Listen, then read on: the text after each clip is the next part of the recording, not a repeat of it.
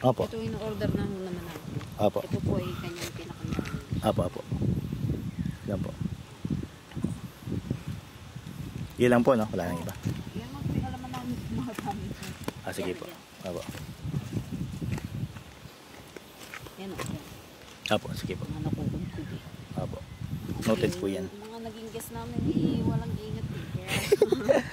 Kaya nakadaan eh. Opo. Bali sir, ngayong araw na mo, ito ano? Opo, ngayong araw lang po. Bali sir, ito po ay yung pinakang agreement po natin sa motorbike rental. Opo. Pwede niyo po siyang basahin, bago niyo po siya permahan. Iba ko, ano po? Sige po. Straightforward naman eh. Then yung kanyang ano, ito naman po ay nakarehistro. Opo.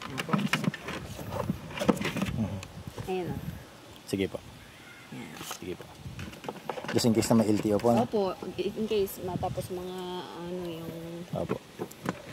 Ayun, meron pa lang dito, may kabitan ng ano. Okay, ha. Bali sir. Sige po.